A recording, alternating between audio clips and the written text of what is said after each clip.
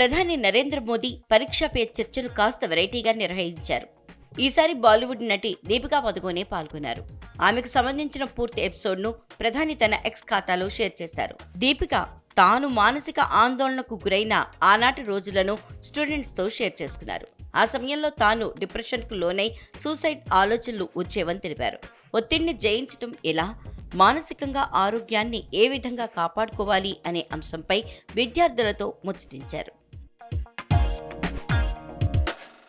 చదువు, క్రీడలు, మోడలింగ్, ఆ తర్వాత యాక్టింగ్, ఇలా దీపిక తన జీవితంలో ఎన్నో మార్పుల్ని చూశానని చెప్పారు. 2014 తర్వాత కుంగుబాటుకు గురైనట్లు దీపిక తెలిపింది. తాను ముంబైలో ఒంటరిగా ఉండటం వల్ల చాలా కాలం పాటు కుంగుబాటు సమస్యను ఎదుర్కొన్నానని చెప్పింది దీపిక. ఓసారి తన తల్లితో తొలిసారిగా తన బాధను షేర్ చేసుకున్నానని చెప్పుకొచ్చింది. బతకాలం లేదని దీపిక చెప్పడంతో తన తల్లి సైకాలజిస్టుకు చూపించిందని నాటి రోజుల్ని గుర్తు చేసుకున్నారు.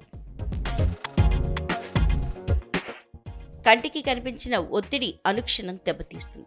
ఆందోళన, ఒత్తిడి, కుంగుబాటు అనేవి ప్రతి ఒక్కరూ ఏదో ఒక దశలో ఎదుర్కొనేవే. వాటి గురించి భయపడద్దు. ఇతరులతో షేర్ చేసుకుంటేనే భారం దిగిపోతుంది. సమస్యను అణుచుకుని బాధపడద్దు. ధైర్యంగా బయటికి చెప్పాలని దీపిక సూచించారు.